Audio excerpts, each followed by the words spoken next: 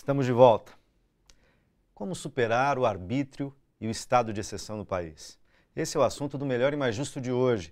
E dessa conversa participam Igor Fuser, cientista político, professor de Relações Internacionais da Universidade Federal do ABC, e Rodrigo Viana, blogueiro. Vai ter luta. Quando grande parte do Congresso Nacional ignora o resultado das urnas, se ajoelha ou representa diretamente a plutocracia, esse grito de luta democrática ganha ainda mais sentido. Como aglutinar o campo progressista para evitar a tempestade de retrocessos que virão pendurados no golpe? Como recuperar o Estado de Direito e construir ou reconstruir as instituições democráticas que estão desmoronando? Primeiro, a gente falou no primeiro bloco dessa condição de uma agenda de retrocessos anunciados, a tal ponte para o futuro, que é um túnel para o passado, e toda a agenda conservadora, reacionária do Congresso Nacional, que vai cobrar sua fatura no governo interino. Muito bem. Agora, será fácil implementar essa agenda, por um lado?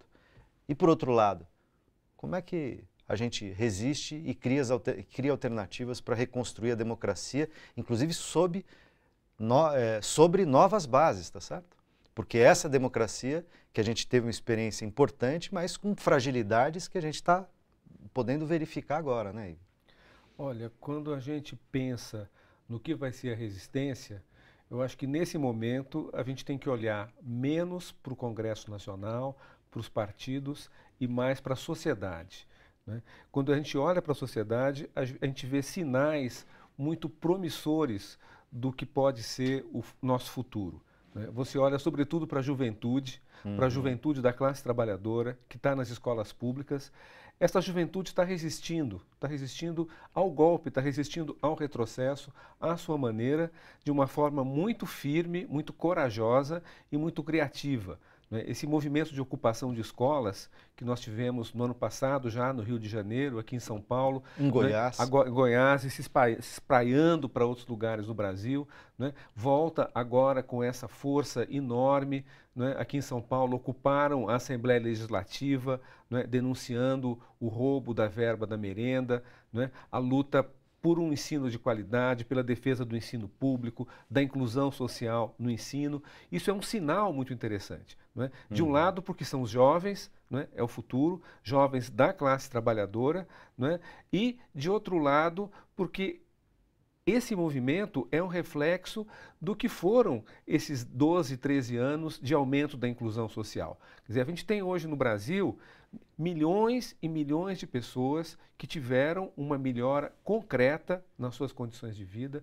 Eu estava olhando hoje as estatísticas, o PIB per capita do Brasil, a renda média por pessoa, aumentou 4 vezes desde o ano 2000 para cá, né? É claro que há uma concentração de renda, mas uma parte veio para os setores populares, para a maioria, né, da população brasileira. Quer dizer, a gente vem num período em que tem havido uma melhora gradual das condições de vida, não vou dizer para todos os brasileiros, mas para uma maioria dos brasileiros, sem dúvida. Aumento dos salários reais, aumento das oportunidades de educação, o SUS tem melhorado, quem disser que não, está enganado. Porque, quem disser, né, que não, só ouve a grande mídia, né? Só fala mal do mídia, inclusive porque é financiado pelas empresas de medicina, pelas empresas privadas, de saúde, pelas empresas privadas de saúde. Quer dizer, o que eu quero dizer é que, quer dizer, essa grande massa dos brasileiros não vai aceitar passivamente a perda do que ela já conquistou. A expectativa é o contrário.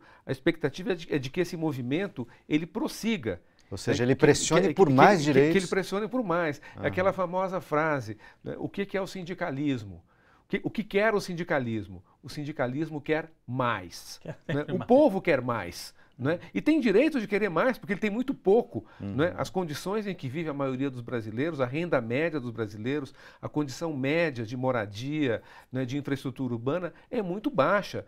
Né? Nós criamos, né, acho que isso foi uma falha dos governos, né, desse ciclo que terminou, a ideia do Brasil como um país emergente. É claro que o Brasil é um país emergente, mas o Brasil também é um país pobre. É um país subdesenvolvido, né? É um país profundamente desigual. Eu vejo isso todo dia quando eu ando com o meu carro pela Avenida do Estado, né, ao lado do rio Tamanduateí, que é um esgoto a céu aberto. Né? Quer dizer, um país que tem esgoto a céu aberto, nessa proporção, na sua maior cidade, cidade mais rica, que é São Paulo, é um país subdesenvolvido. Né? Agora, se ele é subdesenvolvido, há também uma demanda por desenvolvimento social, né, econômico, político. Né? E essa demanda, né, a hora que ela for contida, reprimida, vai ter uma resposta do lado de baixo. É porque é isso que eu estava querendo pensar um pouco aqui juntos também.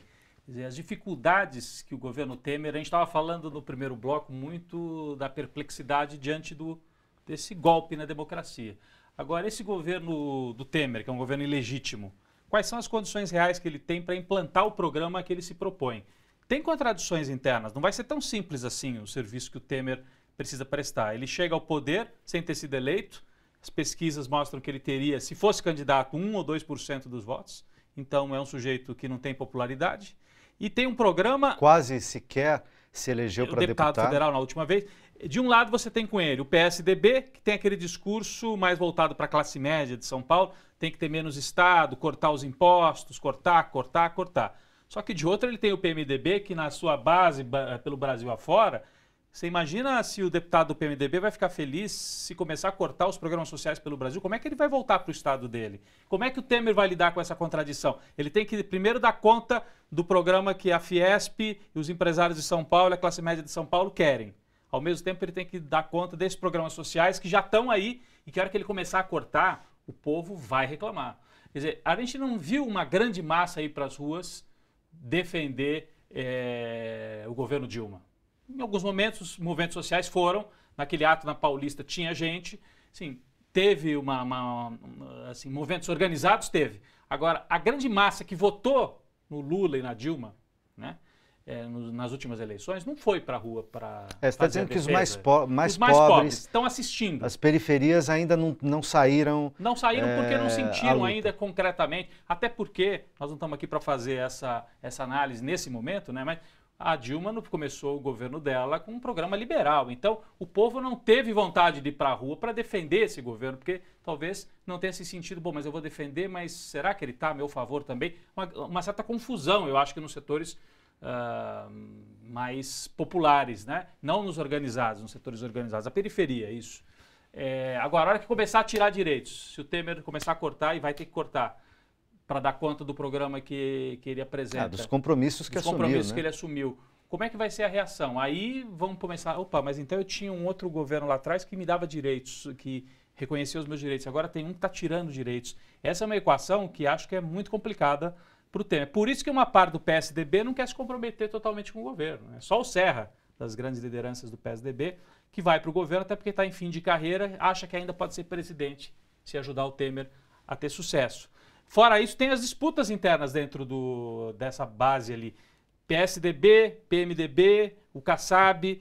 É uma gente que vai se dar uma cotovelada um no outro para ver quem é que chega em 2018 com poder. Né? Então, essa disputa vai começar rápido. Uma coisa é ter unidade para derrubar o PT. Outra coisa é como é que eles vão se colocar, essas disputas que a gente conhece em São Paulo, por exemplo, Serra e Alckmin se batendo, ou com Aécio, o PMDB, dentro do próprio PMDB, as disputas internas. Então, eu acho que tem dificuldades do lado de lá também, e elas vão aparecer rapidamente. A população brasileira não vai dar 90 dias, 6 meses para o Temer dar resultado. Se um mês ele começar a escorregar, a gente pode ver que vai ter mais reação, vai ter mais gente aparecendo na rua do que teve até agora. Essa é a minha expectativa. Não, agora, mesmo com a blindagem... Olha uma coisa importante, né? A falta de legitimidade do Temer. Isso, você falando assim hoje, parece uma questão teórica, mas é uma questão muito prática. Né? Em primeiro lugar, quer dizer, é preciso ter claro, a gente está tendo hoje, sentado na cadeira de presidente da República, pela primeira vez desde 1985, desde o fim do regime militar, alguém que não tem legitimidade para estar nesse lugar. Porque nós tivemos vice-presidentes, o Itamar, né, e o Collor, mas que chegaram a esse posto por um processo incontestável. Né? O Sarney pela morte do Tancredo, né? E o Itamar pelo impeachment do Collor, que foi algo consensual na sociedade brasileira. Não havia ninguém defendendo o Collor. Então, era natural que o Itamar assumisse, né? Com o Temer, a situação é outra. O que isso traz de problema do ponto de vista prático, né? Primeira complicação que houver, primeiro problema, primeira crise, né? Primeira onda de insatisfação, venha de quem vier, né? Quem vai ter que lidar com esse problema é alguém que não tem legitimidade para estar nessa função. Então, alguém que não foi eleito, né? Ao contrário da Dilma, esses meses que nós tivemos de governo Dilma, de segundo governo Dilma, podia ter a dificuldade que fosse, mas você tinha lá do outro lado uma presidenta que foi eleita. Ela ganhou a eleição, votos, acabou. ganhou a eleição. Né? Acabou, está lá. Quer dizer, ela está lá porque o povo quis. Né? E o povo vai ter uma outra chance em 2018 de escolher outro. Essa é a regra democrática que nós temos. Agora, temos lá um cara que chegou no tapetão.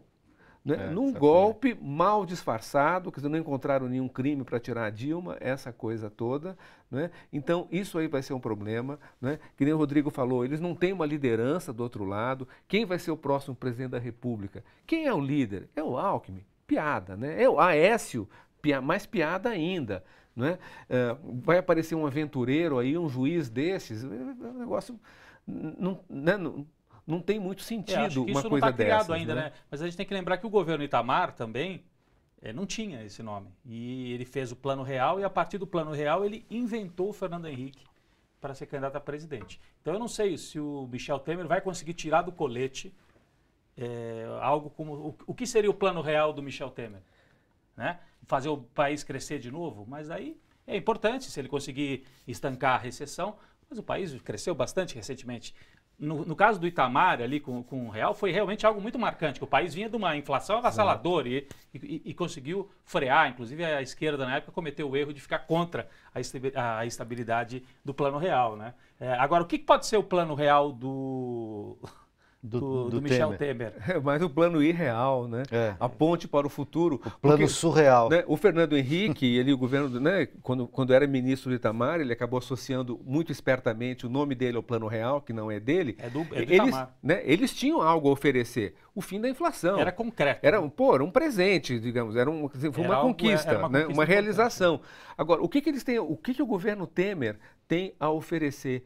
Corte de gastos na educação. Corte de gastos na desvinculação saúde, orçamentária da saúde e da educação. Polícia para cima do povo, mudança das leis trabalhistas contra o trabalhador, terceirização irrestrita, né? Vale o negociado sobre o legislado, né? Fim da indexação do salário, dos benefícios ao salário mínimo. É só maldade. Esse é o programa deles. Por isso que eu acho que, como ele não tem programa, o que me preocupa e o que eu acho que vai acontecer é que a legitimidade dele vai ser, pancada. Agora, mesmo... É diferente do Macri na Argentina, tem um programa liberal, que é tudo isso que você está dizendo, só que ele submeteu ao povo e falou, meu programa é esse aqui. Sim, ele foi eleito. Ganhou a eleição. E ganhou com esse programa. Ele não enganou ninguém.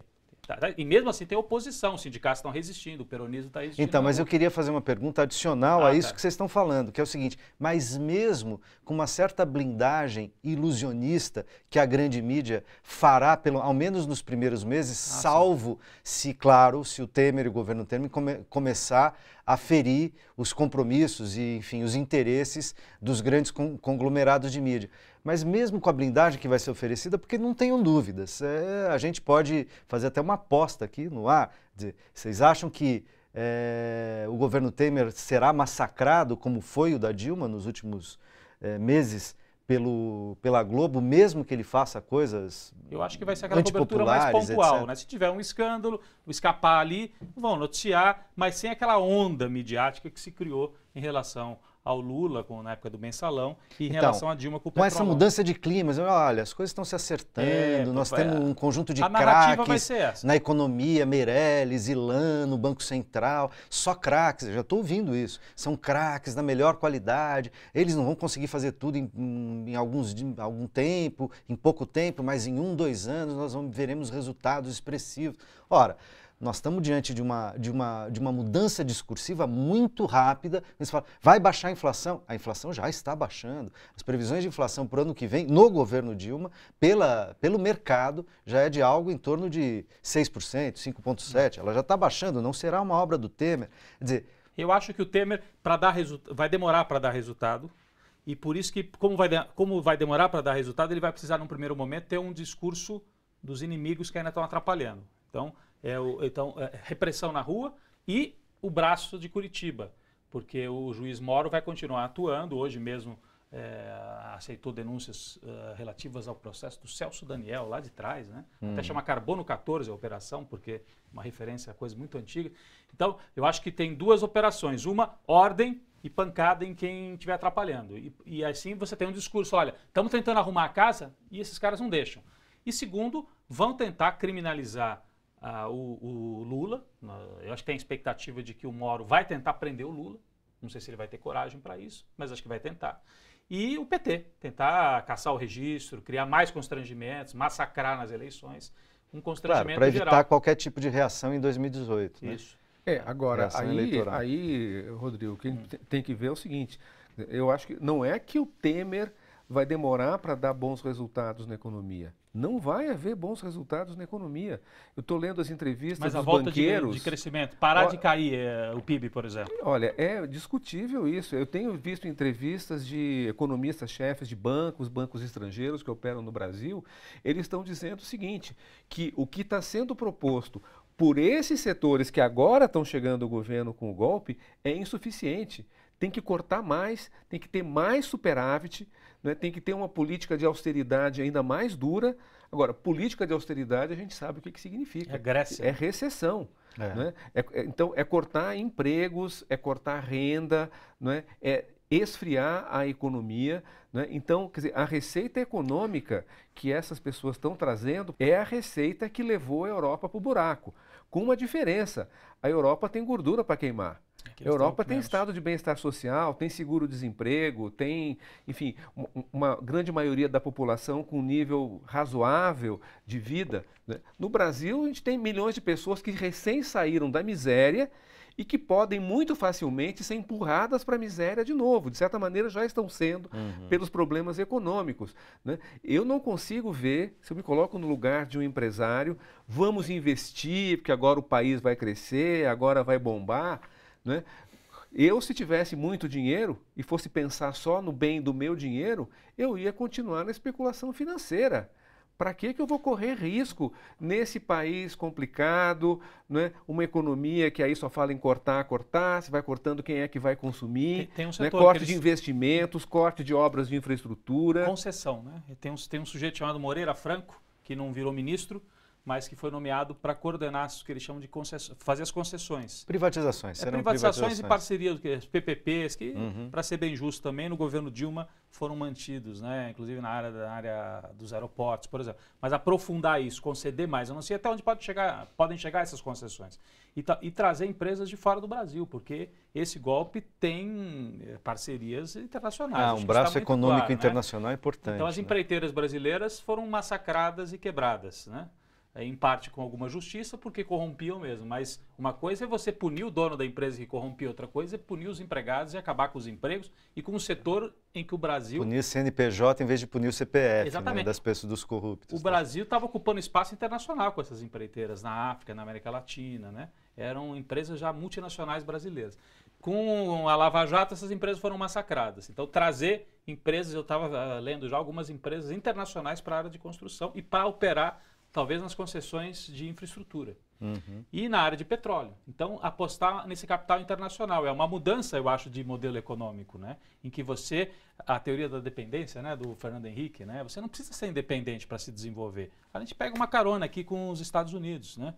Agora eles estão num ciclo novo e tal, e deixar de lado a parceria com a China e com os BRICS e apostar, por isso que o Serra foi para o Ministério das Relações Internacionais. Né? Eu acho, assim, estou aqui tentando entender o que eles estão fazendo. Acho que a aposta deles é essa, por isso que eu digo, vai demorar um tempo para isso dar algum resultado, porque isso tudo é lento, né?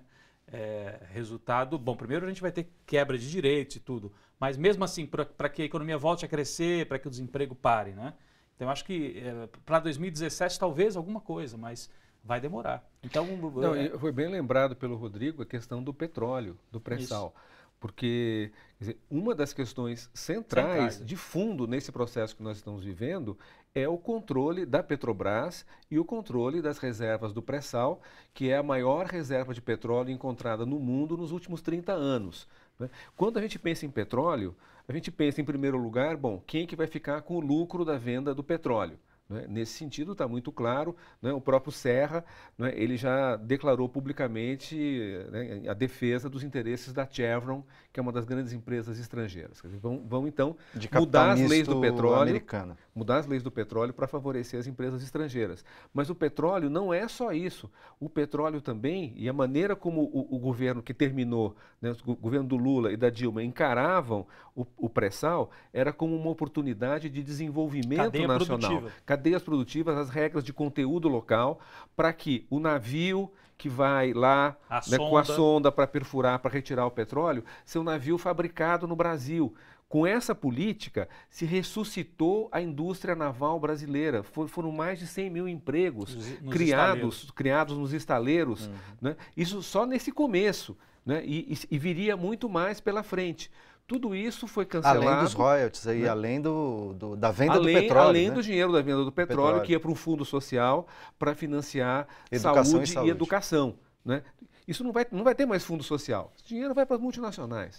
Né? Pois é, assim encerramos, infelizmente, mas esse debate sobre o futuro do Brasil daqui por diante, a gente vai ter que continuar tendo. Eu agradeço muitíssimo Rodrigo Viana, Igor Fuser, e agradeço também a você que nos acompanhou até aqui. Todos os dias a gente vai ter que reafirmar o compromisso com a democracia, lutando por ela, não com armas, com ódio, intolerância, mas com argumentos e ações que ajudem a restituir o Estado de Direito no Brasil.